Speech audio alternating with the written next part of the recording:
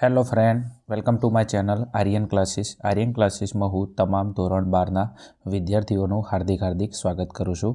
ચલો વિદ્યાર્થી મિત્રો, આપણે આ વિડીયોની અંદર તમારું ધોરણ 12 બોર્ડની પરીક્ષા 2026 એના માટેનું આજે એક મોસ્ટ આઈએમપી આપણે 2026 માટેનું નમૂનાનું પ્રશ્નપત્રનું સોલ્યુશન કરવાના છીએ।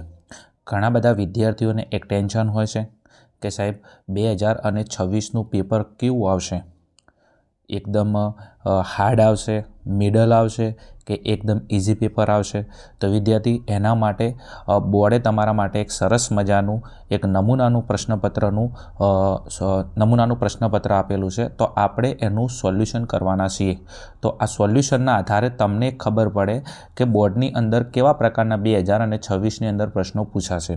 પ્રશ્નપત્ર મોસ્ટ આઈએમપી છે, ખાસ એક પ્રશ્ન તમારી પરીક્ષાની અંદર પૂછાઈ શકે છે, તો ખાસ વિડીયોને સ્કીપ ના કરતા અંત સુધી જોવાનું ચાલુ રાખજો। ચાલો પ્રશ્નપત્ર વિશે આપણે ડિટેલમાં વાત કરીએ તો અહીંયા તમે જોશો તો ગુજરાત માધ્યમિક અને ઉચ્ચતર માધ્યમિક શિક્ષણ બોર્ડ ગાંધીનગર એટલે ગાંધીનગર દ્વારા વિદ્યાર્થી મિત્રો આ પ્રશ્નપત્ર આપવામાં આવેલું છે। શૈક્ષણિક વર્ષ તમે જોઈ શકો તો 25 અને 26 એટલે બોર્ડની પરીક્ષા 2026 માટેનું આ પેપર છે જે હવે લેવાવાની બાકી છે। ધોરણ 12 તમે જોઈ શકો છો, વિષય છે તમારો અર્થશાસ્ત્ર। ઓકે, સામાન્ય પ્રવાહ એટલે કે જે વિદ્યાર્થીઓ આર્ટ્સ અને કોમર્સની અંદર અભ્યાસ કરે છે અને જેને અર્થશાસ્ત્ર ઇકોનોમિક્સ વિષય આવે છે એમના માટે આ પેપર બહુ જ ઉપયોગી પેપર છે। વાર્ષિક પરીક્ષા તમે જોઈ શકો છો અને નમૂનાનું આ પ્રશ્નપત્ર છે। ઓકે, ચલો આગળ વાત કરીએ પ્રશ્નપત્રની અંદર તો તમે જોશો આ પ્રશ્નપત્રમાં 5 વિભાગો છે, કુલ 63 પ્રશ્નો આપવામાં આવશે। ઓકે, અને આની અંદર ખાસ તમને અહીંયા કીધું છે પ્રશ્ન નંબર 63 છે। ઓકે, એ દ્રષ્ટિહીન વિદ્યાર્થીઓ માટે, બી દ્રષ્ટિહીન વિદ્યાર્થીઓ માટે છે, જેમાં દ્રષ્ટિહીન વિદ્યાર્થીઓએ માત્ર વિશ્લેષણ કરવું। એટલે 63મા નંબરનો જે આપણો આલેખવાળો જે ક્વેશ્ચન આવે છે, આકૃતિને આલેખવાળો, આની અંદર દ્રષ્ટિહીન જે વિદ્યાર્થીઓ છે ઓકે એમને માત્ર વિશ્લેષણ કરવાનું રહેશે। ઓકે, પ્રશ્નપત્રની અંદર તમને ખબર છે કે 3 કલાકનો સમય આપવામાં આવે છે અને કુલ 100 ગુણનું આપણું આ પ્રશ્નપત્ર છે। જે વિદ્યાર્થી આર્ટ્સ અને કોમર્સની અંદર ભણે છે આ બંને માટે પ્રશ્નપત્ર મોસ્ટ આઈએમપી છે। ખાસ તમારા દરેકે દરેક ડાઉટ આ પ્રશ્નપત્રની અંદરથી અચૂકથી સોલ્યુશન થઈ જશે। ચલો હવે આપણે વાત કરીએ પ્રશ્નપત્રની અંદર, તો વિભાગ એ ઉપર આપણે જઈએ તો વિભાગ એની અંદર એ સૂચના છે કે પ્રશ્ન નંબર 1 થી 20 હેતુલક્ષી પ્રકારના પ્રશ્નો છે। આપેલ વિકલ્પોમાંથી યોગ્ય વિકલ્પ પસંદ કરીને જવાબ લખવાનો છે। ઓકે, પ્રત્યેકનો 1 ગુણ તમને મળવાપાત્ર છે અને જે વિભાગ એ છે આપણો 20 ગુણનો છે। ઓકે, બીજું વિદ્યાર્થી મિત્રો 2025ની જે પેટર્ન હતી પરીક્ષાની સેમ પેટર્ન 2026ની અંદર છે।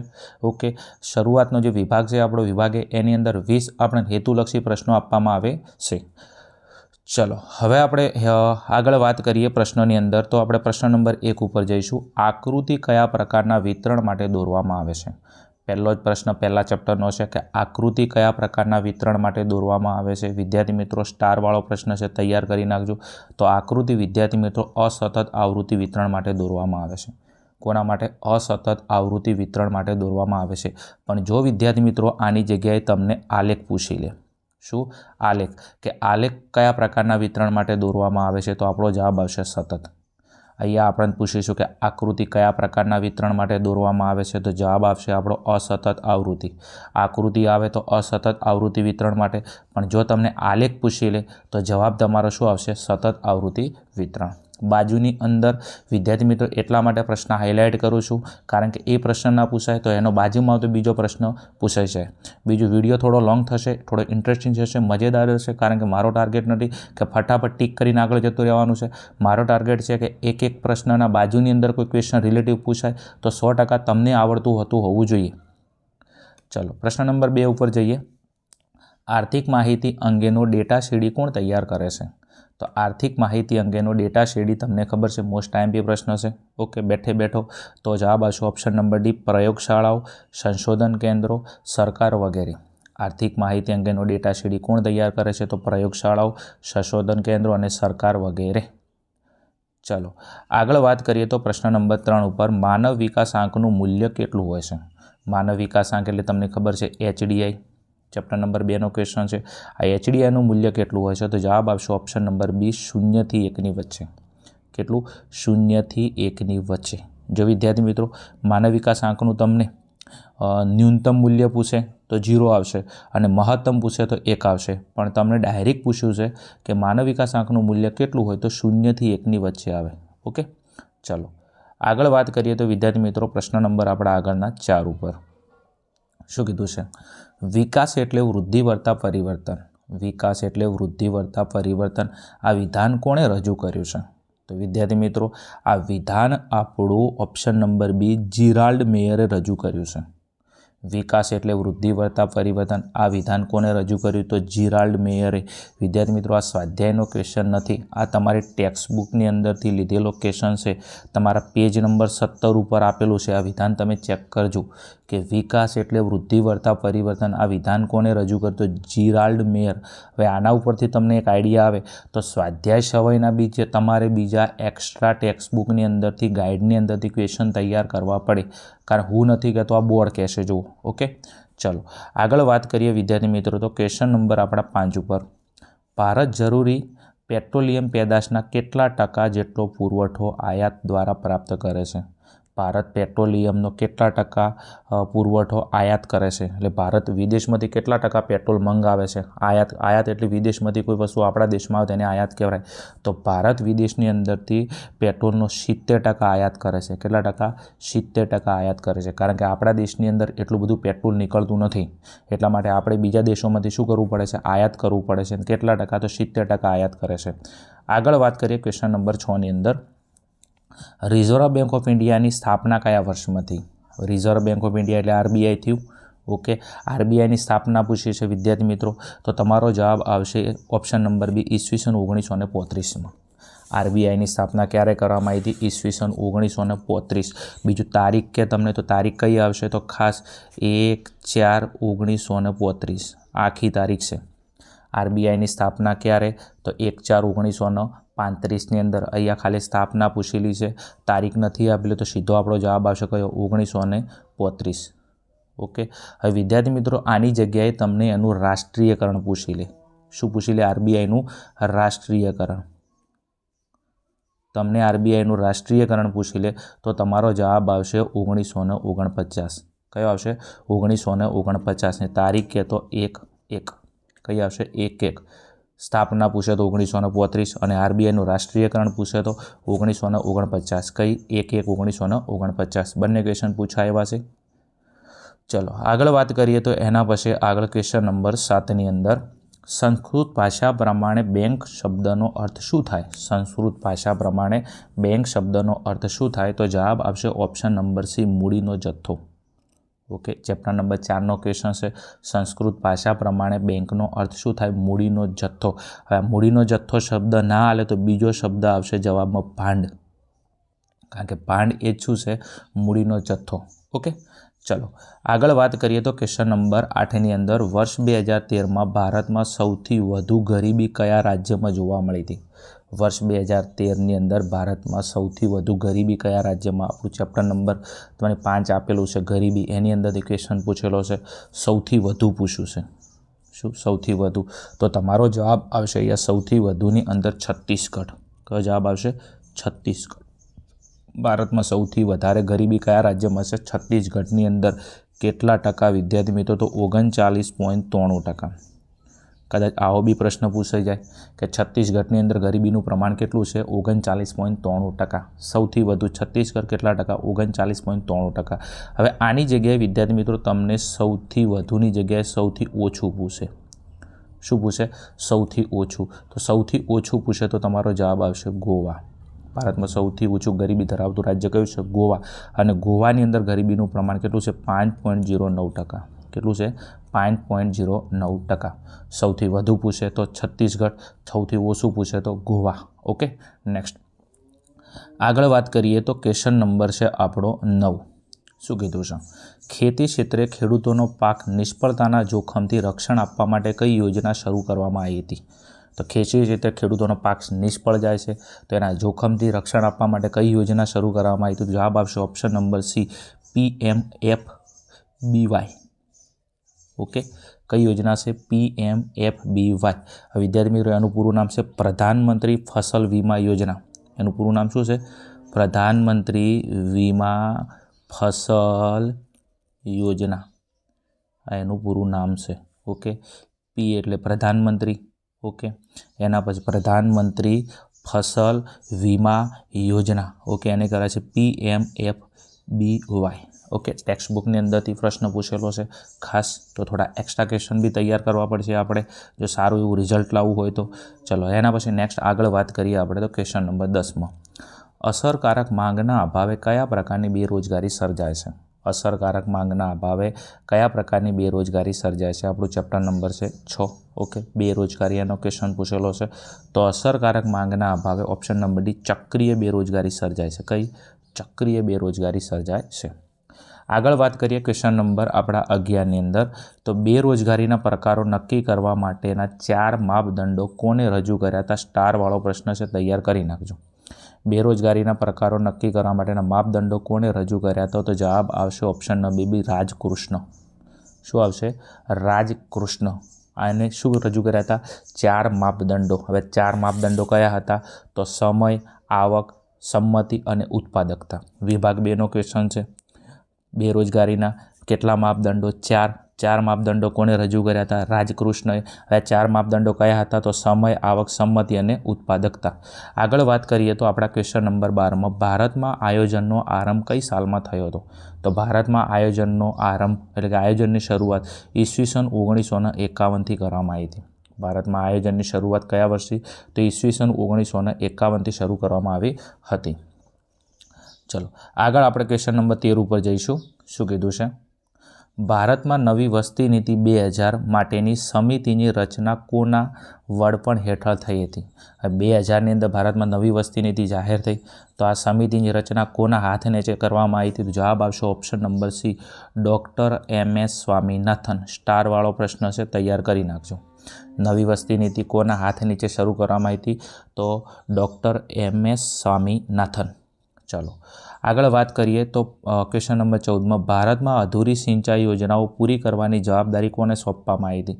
તો ભારતમાં અધૂરી સિંચાઈ યોજના પૂરી કરવાની જવાબદારી નાબાર્ડને સોંપવામાં આવી હતી. કોને? નાબાર્ડ. હવે આ નાબાર્ડનું પૂરું નામ પણ પૂછાય છે, તો એનું પૂરું નામ શું છે? National bank for agriculture and rural development. બીજું વિદ્યાર્થી મિત્રો, આ નાબાર્ડની સ્થાપના તમને પૂછી લે તો તમારો જવાબ આવશે 1982. 3 ક્વેશ્ચન છે. ભારતમાં અધૂરી સિંચાઈ યોજનાની પૂરી કરવાની જવાબદારી કોને સોંપવામાં આવી? નાબાર્ડ.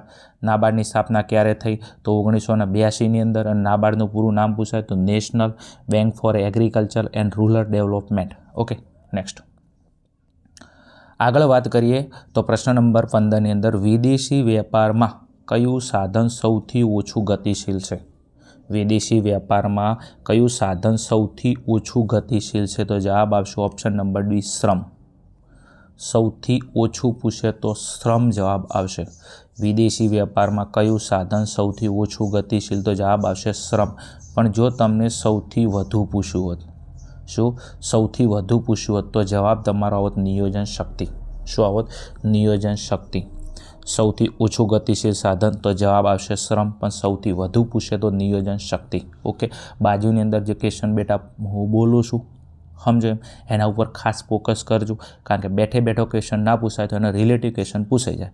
આગળ વાત કરીએ તો ક્વેશ્ચન નંબર આપણા 16 ઉપર લેણ દેણની તુલાના ખાતા કેટલા છે? સ્ટારવાળો પ્રશ્ન છે. 1000% અને 1000% IMP. લેણ દેણની તુલાના ખાતા કેટલા છે? તો વિદ્યાર્થી મિત્રો જવાબ આવશે ઓપ્શન નંબર બી, 2 ખાતા છે. લેણ દેણની તુલાના કેટલા ખાતા? 2. કયા કયા? તો એક છે ચાલુ ખાતું, એક છે ચાલુ ખાતું, બીજું છે મૂડી ખાતું. યાદ રાખજો, લેણ દેણની તુલાના ખાતા પૂછે તો 2. કયા? ચાલુ ખાતું, મૂડી ખાતું. લેણ દેણની તુલાના પ્રકારો પૂછે તો 2. ઓકે, સમતોલ લેણ દેણની તુલા અને અસમતોલ લેણ દેણની તુલા. એટલે લેણ દેણની તુલાના ખાતા પૂછે તો 2, પ્રકારો પૂછે તો 2. ઓકે, 2 ખાતા કયા? લેણ દેણની તુલાનું ચાલુ ખાતું અને મૂડી ખાતું. ચલો, એના પછી આગળ વાત કરીએ તો આપણે ક્વેશ્ચન નંબર છે આપણો 17. અગરબત્તી ઉદ્યોગ એ કયા ઉદ્યોગનું ઉદાહરણ છે? અગરબત્તીનો ઉદ્યોગ. ઓકે, એ કયા પ્રકારના ઉદ્યોગનું ઉદાહરણ છે? હવે અગરબત્તીનો જે ઉદ્યોગ છે, ઓકે, આ ઘરની અંદર બનાવવામાં આવે તમને ખબર છે, ફેમિલીના સભ્યો દ્વારા બનાવવામાં આવે તમને ખબર છે, આની અંદર એકદમ નહિવત મૂડીરોકાણ હોય, તમને ખબર છે. આની અંદર માત્ર શ્રમ બધાન ઉત્પાદન પદ્ધતિનો ઉપયોગ કરવામાં તમને ખબર છે. તો અગરબત્તીનો ઉદ્યોગ એક ઓપ્શન નંબર જવાબ આવશે શ્રી ગૃહ ઉદ્યોગ. કયો ઉદ્યોગ છે? ગૃહ ઉદ્યોગ. હવે વિદ્યાર્થી મિત્ર તમને મોસ્ટ આઈએમપી એક સ્ટ્રીક આપી દો. ઓકે, ખાસ તમને 4 થી 5 પ્રકારના ગૃહ ઉદ્યોગના ઉદાહરણ આપેલા છે. ઓકે, તમને અગરબત્તીનો ઉદ્યોગ તો એ ગૃહ ઉદ્યોગ, એના સિવાય બીજા તમને પૂછી લે ખાદી ઉદ્યોગ. કયો? ખાદી ઉદ્યોગ પૂછે તો એ ગૃહ ઉદ્યોગમાં આવશે. એના પછી તમને પાપડનો ઉદ્યોગ પૂછી લે તો એ ગૃહ ઉદ્યોગ આવશે. એના પછી તમને ખાખરાનો પૂછી લે તો એ તમારો જવાબ કયો આવશે? ગૃહ ઉદ્યોગ. ઓકે, તો તમારે 4 વસ્તુ યાદ રાખવાની. અગરબત્તીનો ઉદ્યોગ પૂછે તો એ ગૃહ ઉદ્યોગ, તમને ખાદીનો ઉદ્યોગ પૂછે તો એ ગૃહ ઉદ્યોગ, તમને પાપડનો પૂછે તો એ ગૃહ ઉદ્યોગ, ખાખરાનો પૂછે તો ગૃહ ઉદ્યોગ. 4 છે, 4 તૈયાર કરી નાખો એટલે તમારું કામ થઈ જાય. ઓકે ને? ચલો આગળ વાત કરીએ ક્વેશ્ચન નંબર 18માં. જાહેર ક્ષેત્ર એટલે શું? જાહેર ક્ષેત્રની વ્યાખ્યા પૂછી લેશે, સરસ મજાની. ઓકે, તો જવાબ આવશે ઓપ્શન નંબર તમારો એ. જાહેર ક્ષેત્ર એટલે સરકાર દ્વારા સંચાલિત ક્ષેત્ર. જે ક્ષેત્રનું સંચાલન કોણ કરે છે? સરકાર કરે છે. એટલે સરકાર દ્વારા સંચાલિત થતા ક્ષેત્રને જાહેર ક્ષેત્ર કહેવામાં આવે છે. ઓકે, આપણું ઉદ્યોગ ચેપ્ટરની અંદર ઉદ્યોગોના અલગ અલગ પ્રકાર આપેલા છે. માલિકીના આધારે જે ઉદ્યોગોના પ્રકાર આપેલા છે એની અંદરથી ક્વેશ્ચન પૂછાયેલો છે કે જાહેર ક્ષેત્ર એટલે શું? તો સરકાર દ્વારા જે ક્ષેત્રનું સંચાલન કરવામાં આવે એને જાહેર ક્ષેત્ર કહેવાય. આગળ વાત કરીએ તો આપણા પ્રશ્ન નંબર 19ની અંદર ભારતમાં રેલવેની સ્થાપના સૌ પ્રથમ કયા વર્ષમાં શરૂ કરવામાં આવી હતી? તો ભારતમાં રેલવેની સ્થાપના સૌ પ્રથમ કયા વર્ષમાં શરૂ કરવામાં આવી? તો જવાબ આવશે ઓપ્શન નંબર સી, 1953માં. એકદમ ચવાઈ ગયેલો પ્રશ્ન છે. લગભગ આપણે 8મા ધોરણથી ભણતા આવો છો કે ભારતમાં રેલવેની સૌ પ્રથમ શરૂઆત કયા વર્ષમાં કરવામાં આવી હતી? તો 1853ની અંદર. બીજું કઈ જગ્યાએ? તો જવાબ આવશે મુંબઈથી થાણા. જોય, મુંબઈથી થાણા. બરાબર છે. અને આ જે શરૂ કરવામાં આવી હતી, બરાબર છે, એ કેટલા અંતરે? તો વિદ્યાર્થી 22 માઇલના અંતરે શરૂ કરવામાં આવી હતી. કેટલા? 22 માઇલ. અને આજના કહેવા જઈએ તો આપણા 34 કિમી થાય. કેટલા થાય? 34 કિમી થાય. રેલવેની શરૂઆત પૂછે તો 1853. કઈ જગ્યાએ? તો મુંબઈથી થાણા વચ્ચે. બરાબર. કેટલા માઇલ? તો 22 માઇલ. અને આજના કેટલા કિલોમીટર થાય? 34 કિલોમીટર થાય. ઓકે ને? બહુ ઇમ્પોર્ટન્ટ ક્વેશ્ચન છે એટલા માટે તમને કીધી લીધું એમ. ચલો એના પછી વિદ્યાર્થી મિત્રો નેક્સ્ટ આપણો ક્વેશ્ચન છે 20મો. બ્રહ્માસ્ત્ર. શું કીધું? બ્રહ્માસ્ત્ર બનાવવા માટે કેટલા લીટર ગૌમૂત્રની જરૂર પડે છે? તમારે બ્રહ્માસ્ત્ર બનાવવું હોય. હવે વિદ્યાર્થી મિત્રો આ જે ક્વેશ્ચન છે આપણું આ સાલ એક નવું ચેપ્ટર આવ્યું છે 12મા નંબરનું, ચેપ્ટર નંબર 12, એનો ક્વેશ્ચન છે. ઓકે, હવે આના માટે તમારે શું કામ કરવાનું છે? તો આના માટે નવું કશું નથી કામ. સ્વાધ્યાયની પાસે જેટલા બી MCQ આપેલા છે એટલા MCQ તૈયાર કરી નાખવાનું તો આપણું કામ થઈ જાય. એક્સ્ટ્રા કોઈને પ્રેક્ટિસ કરવા હોય તો ગાઈડની અંદર આપેલા છે, તમે તૈયાર કરી શકો છો. અહીંયા ક્વેશ્ચન પૂછ્યો છે બ્રહ્માસ્ત્ર બનાવવા માટે કેટલા લીટર ગૌમૂત્રની જરૂર પડે છે? તો વિદ્યાર્થી મિત્રો બ્રહ્માસ્ત્ર બનાવવું હોય તો 20 લીટર ગૌમૂત્રની જરૂર પડે છે. કેટલા લીટર? 20 લીટર ગૌમૂત્રની જરૂર પડે છે. ચલો વિદ્યાર્થી મિત્રો આ હતા આપણા વિભાગ એના ક્વેશ્ચન. ઓકે, ચલો વિડીયોની અંદર ખબર પડતી હોય, વિડીયો સારો લાગતો હોય તો પ્લીઝ વિડીયોને લાઇક કરજો, કોમેન્ટ કરજો. અને તમારા જે મિત્રો છે લંગોટિયા, ઓકે, જે તમારી સ્કૂલની અંદર ભણે છે, ઓકે, તમારા ટ્યુશનની અંદર ભણે છે, ઓકે, તો એમના સુધી આપણા વિડીયોને શેર કરજો. ચલો આગળ વાત કરવી છે તો વિદ્યાર્થી મિત્રો વિભાગ બીની અંદર શું કીધું છે? વિભાગ બીની અંદર પ્રશ્ન ક્રમાંક 21 થી 30 પ્રશ્નોના ઉત્તર 1-2 વાક્યમાં આપો. પ્રત્યેકનો 1 ગુણ છે અને વિભાગ તમારો બી 10 ગુણનો છે. કોઈ વિદ્યાર્થી એમ કહે છે ઇકોનોમિક્સમાં સાહેબ મારે 100માંથી 100 લાવવા છે, તો બાય ડિફોલ્ટ 100માંથી 100 આવી શકે છે. ઓકે, મારા પાસમાં કેટલાય વિદ્યાર્થીઓ બોર્ડની અંદર 100માંથી 100 માર્ક્સ આવેલા છે. ઓકે, કઈ રીતના આવે છે? તો વિભાગી અને બીની અંદર એક્યુરેશન ચોકસાઈ રાખવી પડે. તમે એ અને બીની અંદર એક ક્વેશ્ચન, બરાબર છે, ટેક્સ્ટ બુકની એક લીટી, સ્વાધ્યાયના એક ક્વેશ્ચન તૈયાર કરો તો 100% તમારે 100માંથી 100 માર્ક્સ આવે. પણ એ અને બીની અંદર તમારે ધ્યાન આપવું પડે. ચલો હવે આપણે વાત કરીએ તો પ્રશ્ન નંબર તમારો શરૂઆતનો વિભાગ બીનો છે 21મો. વૃત્તાંશ શોધવાનું સૂત્ર લખો. શું? વૃત્તાંશ શોધવાનું સૂત્ર લખો. તો વિદ્યાર્થી મિત્રો આના માટે તમારું સરસ મજાનું મેં સોલ્યુશન લખેલું છે. ઓકે, તો વૃત્તાંશ શોધવાનું સૂત્ર છે વૃત્તાંશ બરાબર પેટા મૂલ્ય. વૃત્તાંશ બરાબર શું છે? પેટા મૂલ્ય ભાગ્યા કુલ મૂલ્ય ગુણ્યા 360. વૃતાંશ શોધવાનું સૂત્ર શું છે? વૃતાંશ બરાબર પેટા મૂલ્ય ભાગ્યા કુલ મૂલ્ય ગુણ્યા 360. તૈયાર કરી લેજો. સ્ટારવાળો પ્રશ્ન છે. સોલ્યુશન મેં તમને આપેલું છે. ઓકે, ચલો એના પછી આગળ વાત કરીએ. પ્રશ્ન નંબર તમારો 22 છે. જીવનની ભૌતિક ગુણવત્તાનો આંક PQLIની રજૂઆત કોના દ્વારા કરવામાં આવી હતી? જીવનની ભૌતિક ગુણવત્તાનો આંક જે તમારો PQLI છે, આ PQLIની રજૂઆત કોના દ્વારા કરવામાં આવી હતી? તો આનું આપણે સોલ્યુશન અહીંયા સરસ મજાનું કરેલું છે. ઓકે, તો એની રજૂઆત કોને કરી હતી? તો મોરિસ ડેવિસ મોરિસ. તમારો જે PQLI છે, હવે આનું પૂરું નામ પણ પૂછી શકે વિભાગ બીમાં, physical quality of life index. Okay, અને આ જે PQLI છે, આ PQLI કોણે રજૂ કર્યો હતો? તો મોરિસ ડેવિસ મોરિસે. ઓકે, આ મોરિસ ડેવિસ મોરિસ કોણ હતા? બરાબર છે, અર્થશાસ્ત્રી હતા. એમને શું રજૂ કર્યો? તો PQLI રજૂ કર્યો હતો. ઓકે, ચલો આગળ વાત કરીએ. તો એના પછી પ્રશ્ન નંબર આપણો 23 છે. પ્રધાનમંત્રી જનધન યોજનાનું સંચાલન કોણ કરે છે? તો પ્રધાનમંત્રી જનધન યોજનાનું સંચાલન કોણ કરે છે? તો RBI. કોણ કરે છે? RBI, reserve bank of India, જેને દેશની સર્વોચ્ચ બેંક કહેવાય છે, જેને બેંકોની બેંક કહેવાય છે. ઓકે, જે શું કરે છે? પ્રધાનમંત્રી જનધન યોજનાનું સંચાલન કરે છે. સ્ટારવાળો પ્રશ્ન છે, તૈયાર કરી નાખજો. પ્રધાનમંત્રી જનધન યોજનાનું સંચાલન કોણ કરે છે? તો RBI કરે છે. ચલો આગળ વાત કરવી છે મારે ક્વેશ્ચન નંબર 24 ઉપર. કયા પ્રકારની થાપણો સૌથી વધુ તરલ હોય છે? કયા પ્રકારની થાપણો સૌથી વધુ તરલ હોય છે? તો જવાબ આવશે ચાલુ ખાતાની થાપણો. શું? ચાલુ ખાતાની થાપણો.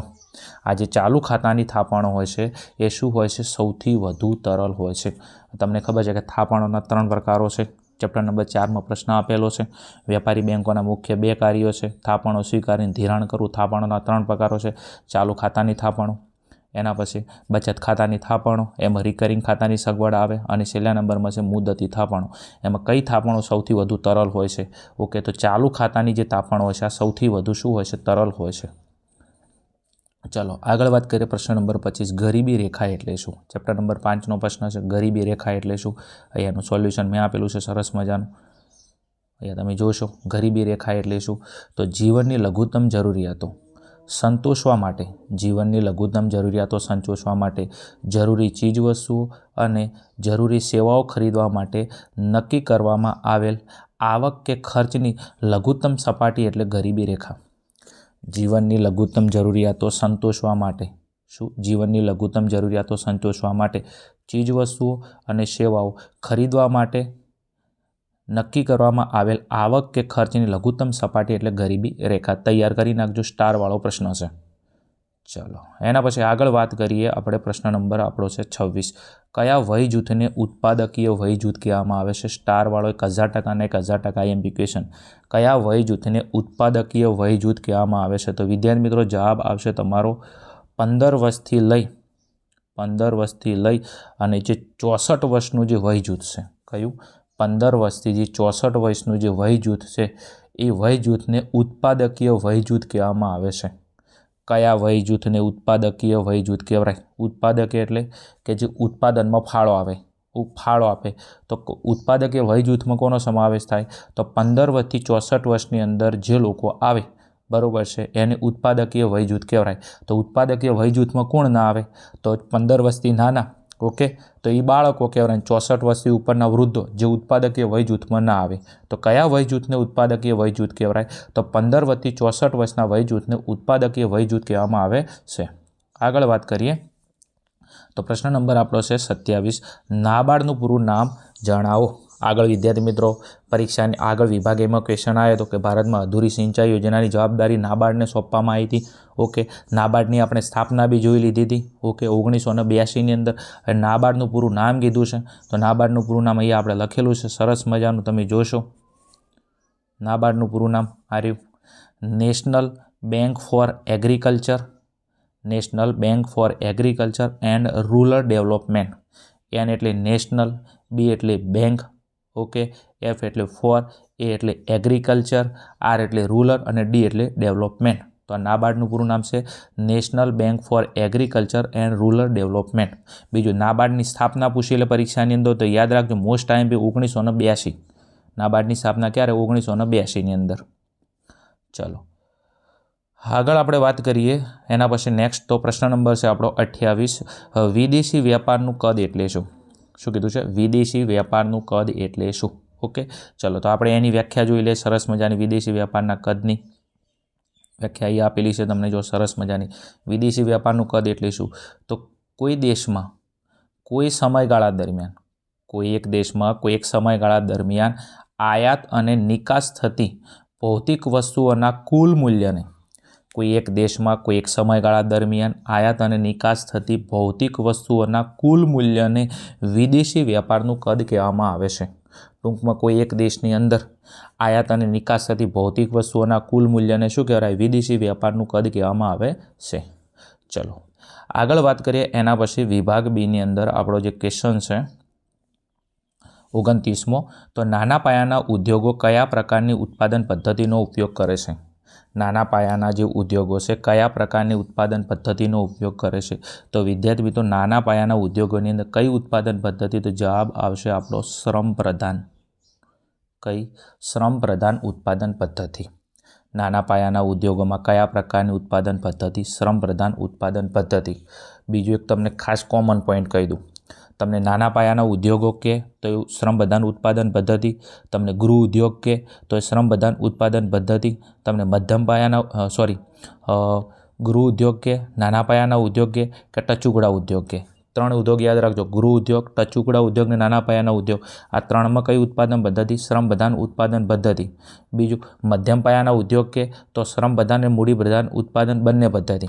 કયા ઉદ્યોગમાં બંને પદ્ધતિ આવે? તો મધ્યમ પાયાના ઉદ્યોગ, એમાં શ્રમ પ્રધાન અને મૂડી પ્રધાન બંને. અને મોટા પાયાના ઉદ્યોગોમાં પૂછે તો એમાં માત્ર મૂડી પ્રધાન ઉત્પાદન પદ્ધતિ. હાલ ક્વેશ્ચન પૂછ્યો છે નાના પાયાના ઉદ્યોગોમાં કઈ ઉત્પાદન પદ્ધતિ? તો શ્રમ પ્રધાન ઉત્પાદન પદ્ધતિનો ઉપયોગ કરવામાં આવે છે. બીજું, નાના પાયાના ઉદ્યોગોમાં મૂડી રોકાણ પૂછી લે તો 25 લાખથી વધુ અને 5 કરોડથી ઓછું. ઓકે, ચલો આગળ વાત કરીએ તો ક્વેશ્ચન નંબર આપણા 30ની અંદર મિલેટસ એટલે શું? હવે આપણું નવું ચેપ્ટર આવ્યું છે, ફરી કહું છું, ચેપ્ટર નંબર 12, એનો ક્વેશ્ચન છે મિલેટસ એટલે શું? ચલો સ્વાધ્યાયનો બેઠે બેઠો ક્વેશ્ચન પૂછેલો છે. હવે આપણે એની વ્યાખ્યા જોઈ લઈશું. મિલેટસ એટલે શું? ઓકે, તો જે ધાન્ય સહેલાઈથી પચી શકે, જે ધાન્ય સહેલાઈથી પચી શકે એટલે કે હલકા ધાન્ય પાકને મિલેટસ કહેવામાં આવે છે. જે ધાન્ય સહેલાઈથી પચી શકે તેને મિલેટસ કહેવામાં આવે છે, અથવા બરાબર છે હલકા ધાન્ય પાકને મિલેટસ કહેવામાં આવે છે.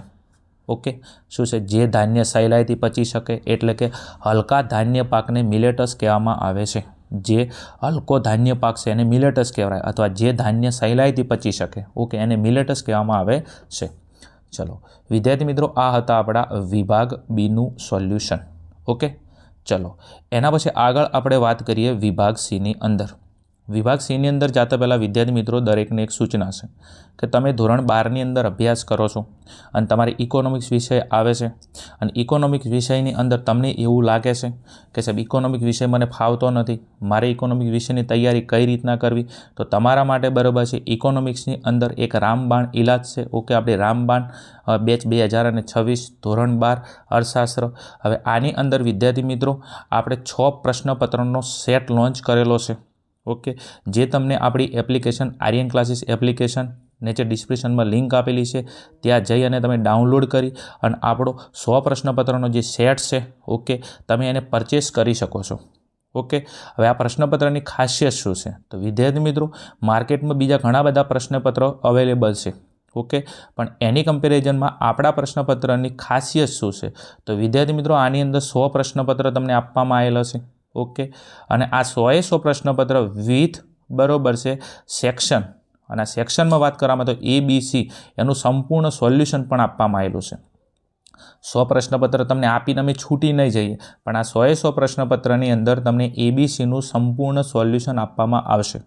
બીજું, ઘણા બધા વિદ્યાર્થીઓને હજી પાછો એક પ્રશ્ન હોય છે, ઓકે સાહેબ એ પ્રશ્નપત્ર સોલ્વ કરીએ પણ એમાં IMP ક્વેશ્ચન, તો એના પછી તમને એક્સ્ટ્રા IMP ક્વેશ્ચન પણ આપવામાં આવશે.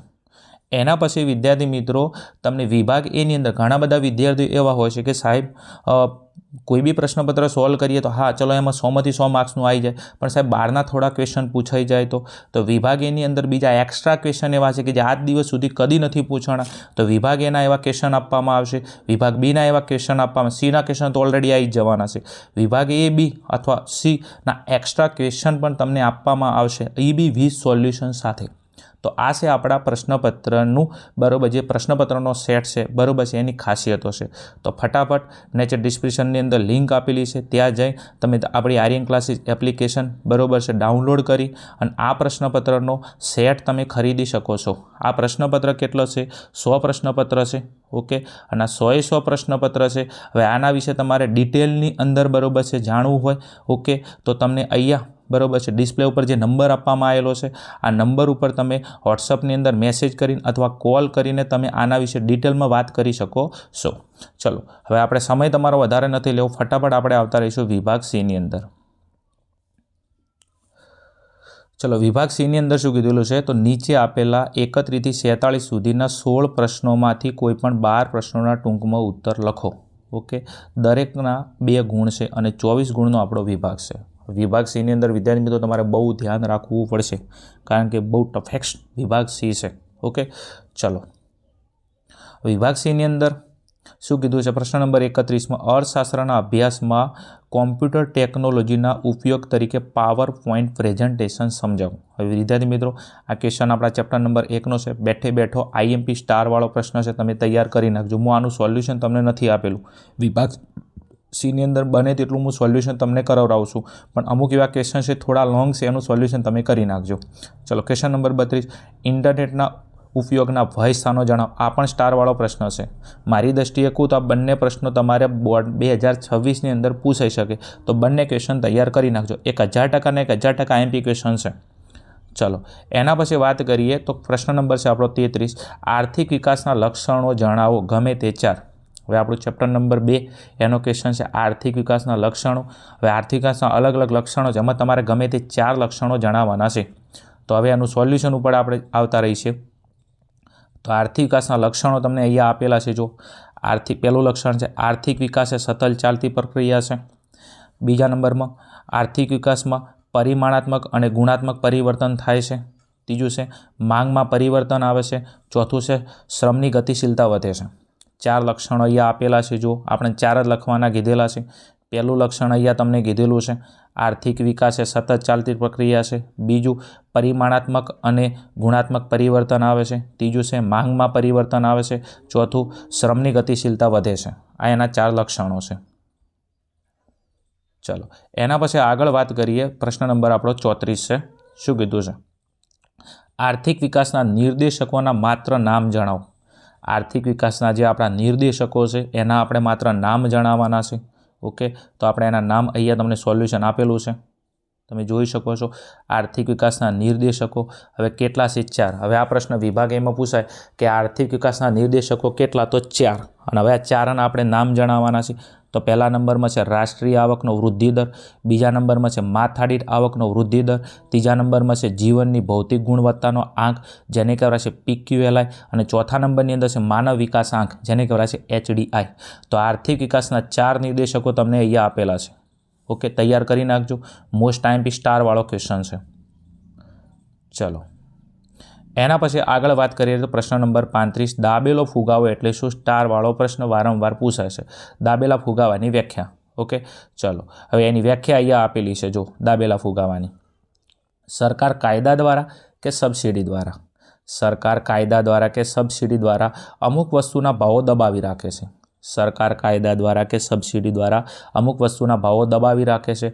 ભાવો ન વધવા છતાં પણ જે ફુગાવો સર્જાય, ભાવો ન વધવા છતાં પણ જે ફુગાવો સર્જાય તેને દાબેલો ફુગાવો કહેવામાં આવે છે. આમ તો કેવું હોય બેટા કે ભાવ વધે ને તો ફુગાવો સર્જાય, પણ દાબેલા ફુગાવાની અંદર કેવું હોય, ભાવો ન વધે છતાં પણ ફુગાવો સર્જાય, એટલા માટે એને દાબેલો ફુગાવો કહેવામાં આવે છે. વ્યાખ્યા અહીંયા આપેલી છે, તમે ફટાફટ તૈયાર કરી લેજો.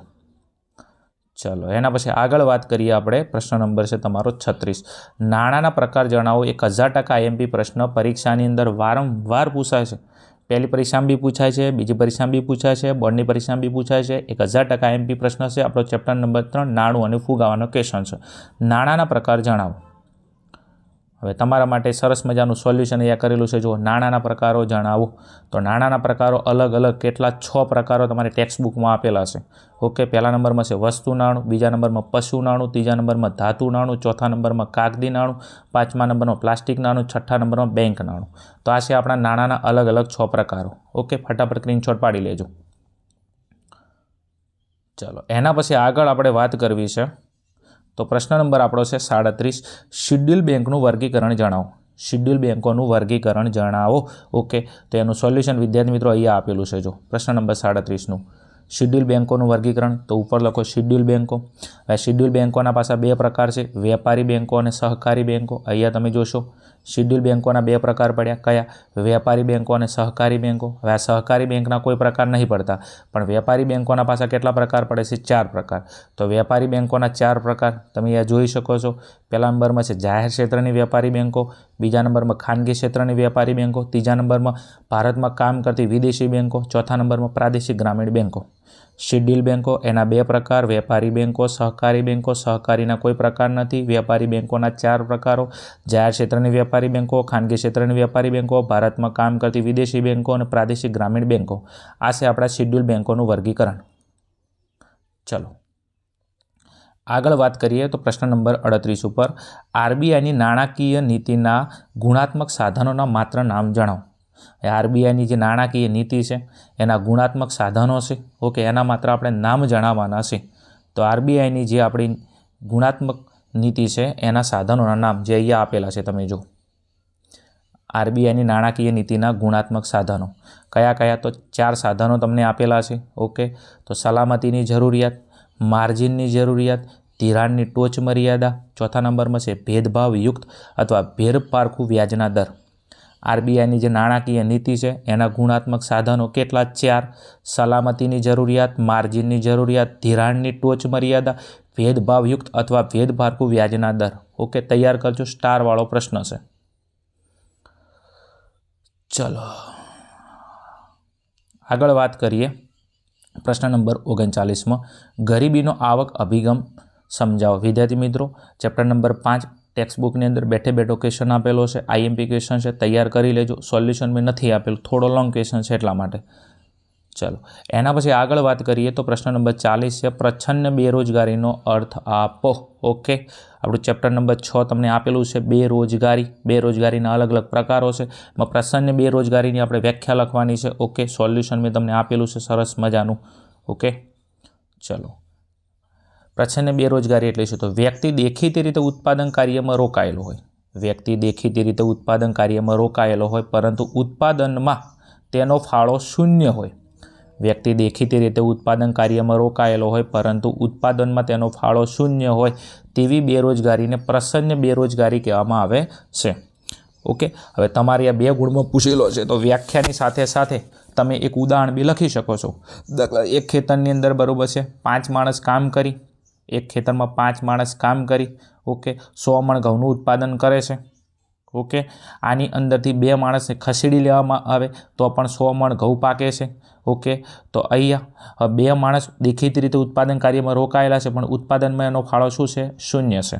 ઓકે, તો એ 2 વ્યક્તિ શું કરાય? પ્રચ્છન્ન બેરોજગાર કહેવાય. બીજું પ્રચ્છન્ન બેરોજગાર જે હોય એની સીમાંત ઉત્પાદકતા શૂન્ય આવે. ઓકે, ચલો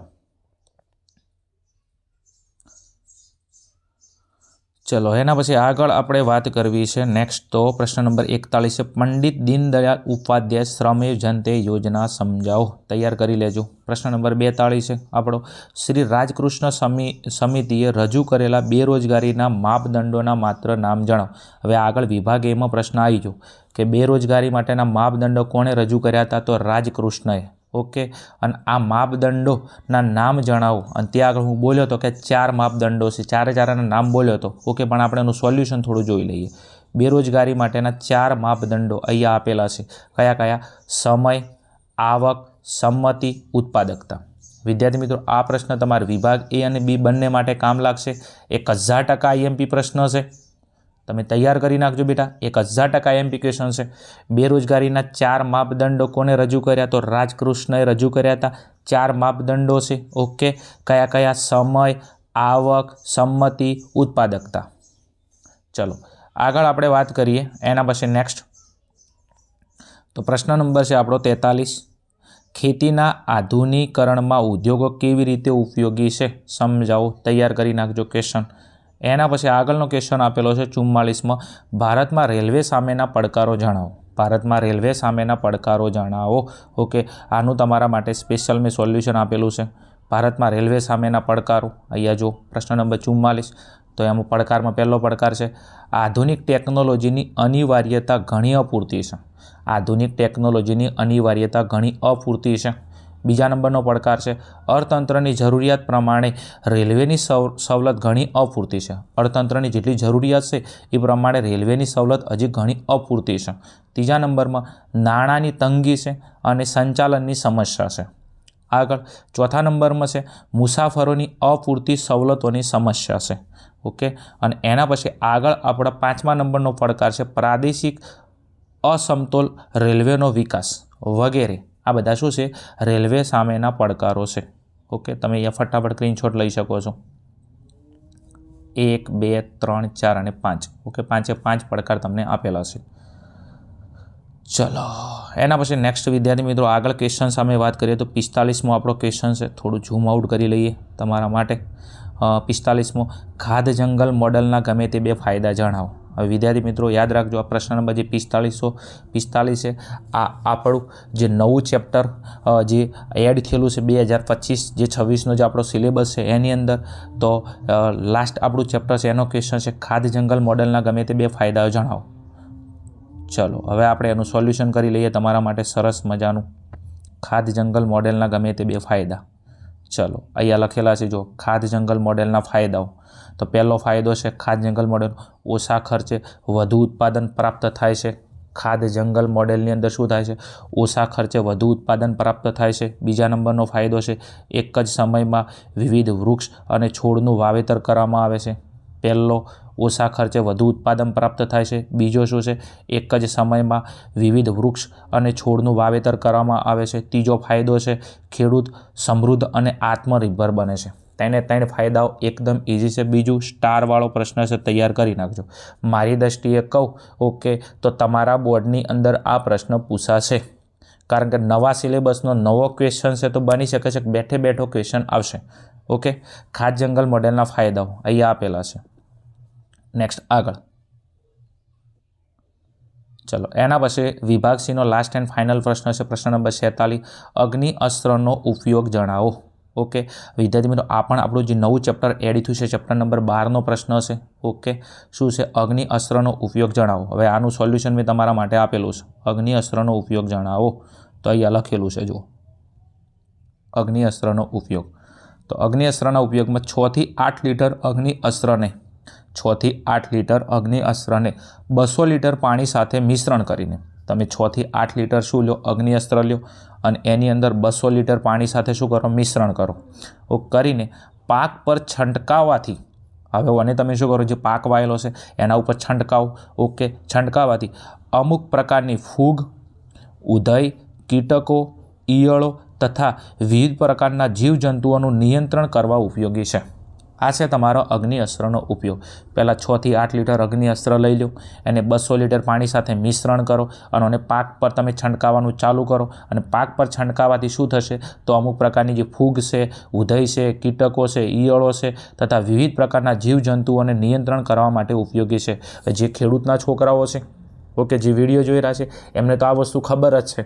ઓકે, કે કોઈ પણ પાકની અંદર બરાબર છે જે ફૂગ છે, જે ઉધઈ છે, કીટકો છે, આ બધા માટે શું કરે છે? આપણે દવાઓનો છંટકાવ કરીએ છીએ. ઓકે, આ એ જ પ્રકારનો ક્વેશ્ચન છે. બીજું સ્ટારવાળો પ્રશ્ન છે, તૈયાર કરી નાખજો, કારણ આગળ નથી પૂછવાનો, કારણ કે આ સાલના સિલેબસમાં જ આ ક્વેશ્ચન આવેલો છે. તો મારી દૃષ્ટિએ કહું તો આ બંને પ્રશ્નો તૈયાર કરી નાખજો, પ્રશ્ન નંબર 45 અને 46. ચલો વિદ્યાર્થી મિત્રો, જે આપણું વિભાગ સીનું સોલ્યુશન હતું એ પૂરું થાય છે. બીજું સોલ્યુશનની અંદર વિદ્યાર્થી મિત્રો જો તમને વિડીયો સારો લાગ્યો હોય તો પ્લીઝ કોમેન્ટની અંદર જણાવજો. અને ઇકોનોમિક્સની અંદર આ ટાઈપના તમારા 6 પ્રશ્નપત્રોનું જે આપણે આર્યન ક્લાસીસનો પેપર સેટ લોન્ચ કર્યો છે એના 6 પ્રશ્નપત્રના આ રીતના વિભાગ એબીસીના solution plus extra IMP question. Okay, આ દરેકનું સોલ્યુશન તમારે જોતું હોય તો ફટાફટ ડિસ્ક્રિપ્શનમાં નીચે લિંક આપેલી છે ત્યાં જઈ અને આર્યન ક્લાસીસ એપ્લિકેશન તમે ડાઉનલોડ કરી અને 6 પ્રશ્નપત્રનો પેપર સેટ તમે ખરીદી શકો છો. વધારે માહિતી માટે ડિસ્પ્લે ઉપર જે કોન્ટેક નંબર આપેલો છે તમે એનો કોન્ટેક કરી શકો છો. અર્થશાસ્ત્રની અંદર ધાર્યા કરતાં પણ તમે વધારે ગુણ લઈ શકો છો. અને બીજું, જે વિદ્યાર્થીઓને ખાલી પાસ થવું છે 1 થી 3 પ્રશ્નપત્ર આપણે તૈયાર કરી નાખશે. 1000%ના 1000% વિદ્યાર્થી આરામથી પાસ થઈ જશે. ચલો આગળ વિભાગ ડીની અંદર જવું છે. તો શું કીધું છે કે નીચે આપેલા પ્રશ્ન નંબર 47 56 સુધીના 10 પ્રશ્નોમાંથી 7 પ્રશ્નોના ઉત્તર મુદ્દાસર લખો. પ્રત્યેકના 3 ગુણ. 7 પ્રશ્નો લખવાના છે, 3 એનો તમારો ગુણભાર છે અને 7 તરી 21 માર્ક્સનો આપણો વિભાગ ડી છે. 10માંથી 7 તમને મનગમતા લખવાના. ચલો હવે આ પ્રશ્નો તમને આપેલા છે, ફટાફટ તમે આનો સ્ક્રીનશોટ લઈ શકો છો. વિભાગ ડીના દરેક પ્રશ્ન મારી દ્રષ્ટિએ કહું તો આઈએમપી છે. ઘણા બધા વિદ્યાર્થીઓને પ્રશ્ન એક સાહેબ આઈએમપી ક્વેશ્ચન ક્યાંથી લાવવા, તો અહીંયા આપેલું જે 2026નું નમૂનાનું પ્રશ્નપત્ર છે એના દરેક પ્રશ્ન આઈએમપી છે. તો ફટાફટ તમે તૈયાર કરી શકો છો. ચલો એના પછી વિભાગ તમારો ઈ છે, લાસ્ટ એન્ડ ફાઇનલ આપણો વિભાગ છે. શું કીધું છે કે નીચે આપેલા 57 થી 63 સુધીના 7 પ્રશ્નોમાંથી કોઈ પણ 5 પ્રશ્નોના સવિસ્તર ઉત્તર આપો. પ્રત્યેકના 5 ગુણ છે, એટલે તમારે 7માંથી 5 લખવાના છે, 5 એનો ગુણભાર છે અને 25 ગુણનો આપણો વિભાગ એ છે. ઓકે, ચલો હવે અહીંયા પ્રશ્નો તમને આપેલા છે. પ્રશ્ન નંબર 57, 58, 59. એના પછી આગળ આપણે વાત કરીએ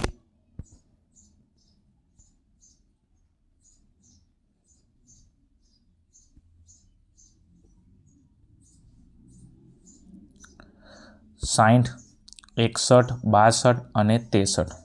ઓકે, 62 સુધીના જે પ્રશ્નો છે આ બંને પ્રકારના વિદ્યાર્થીઓ લખવાના છે. જે અંધહીન છે અથવા જે સામાન્ય વિદ્યાર્થીઓ, આ બધા લોકોએ 62 સુધીના જે પ્રશ્નો છે એને કમ્પલસરી લખવાના છે. પણ 63માં પ્રશ્નની અંદર વિદ્યાર્થી મિત્રો તમારે બહુ ધ્યાન રાખવાનું છે. 63માની અંદર એ જે છે એ સામાન્ય વિદ્યાર્થીઓ માટે છે. તો સામાન્ય વિદ્યાર્થીઓએ શું કામ કરવાનું છે, તો અહીંયા પાસ પાસેની સ્તંભા આકૃતિ કરી અને તમારે એનું વિશ્લેષણ કરવાનું છે. હવે આ 2 ભાગમાં જ હશે. તમે આકૃતિ દોરશો એના 2.5 ગુણ મળશે અને વિશ્લેષણના તમને 2.5 ગુણ મળશે. એમ કરીને સામાન્ય વિદ્યાર્થીઓને અહીંથી 5 ગુણ મળી જશે. 63મો પ્રશ્ન બંને વિદ્યાર્થીઓ માટે ફરજિયાત છે. ઓકે, સામાન્ય વિદ્યાર્થીએ પાસ પાસેની સ્તંભા આકૃતિ દોરવાની છે, એના 2.5 ગુણ મળશે અને વિશ્લેષણ કરો 2.5 ગુણ એટલે 5 ગુણ મળી જશે. પણ જે દ્રષ્ટહીન વિદ્યાર્થીઓ છે, ઓકે, જે જોઈ શકતા નથી, એમને 63માનો બી લખવાનો છે. ઓકે, અને એમાં કીધું છે માત્ર દ્રષ્ટહીન વિદ્યાર્થીઓ માટે. શું કીધું છે કે 63માં એમાં પૂછેલા પ્રશ્નનું વિશ્લેષણ કરવાનું છે. એટલે માત્ર આમને ખાલી અહીંયા આપેલું જે છે એને આકૃતિ દોરવાની નથી પાસ પાસેની, આમને માત્ર આના આધારે વિશ્લેષણ કરવાનું છે. વિશ્લેષણ કરવાથી દ્રષ્ટહીન વિદ્યાર્થીઓને 5 ગુણ મળી જશે. ઓકે, તો ખાસ 63મો જે પ્રશ્ન છે એની અંદર ચોકસાઈ રાખવાની છે. ઓકે, જે લોકો સામાન્ય વિદ્યાર્થીઓ છે એમને એ સોલ્વ કરવાનો છે અને દ્રષ્ટહીન વિદ્યાર્થીઓએ 63માનો બી સોલ્વ કરવાનો છે. તો વિદ્યાર્થી મિત્રો, આ હતું આપણું નમૂના 2026ના બોર્ડનું અર્થશાસ્ત્ર વિષયનો પ્રશ્નપત્રનું સોલ્યુશન.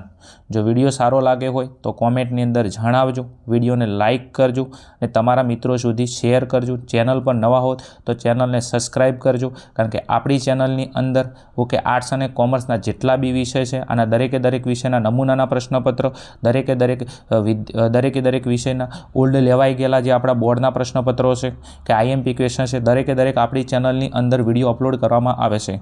તો ચેનલને હજી સુધી સબસ્ક્રાઈબ ના કરી હોય તો ફટાફટ તમે ચેનલને સબસ્ક્રાઈબ કરી શકો છો. ઓકે, બીજું, પરીક્ષા માટે બેસ્ટ ઓફ લક. મળીશું આપણે આવા જ કોઈ પ્રશ્નપત્રના સોલ્યુશન સાથે. ત્યાં સુધી જોતા રહો અમારી channel Aryan classes. Okay, thank you. જય હિન્દ, જય ભારત.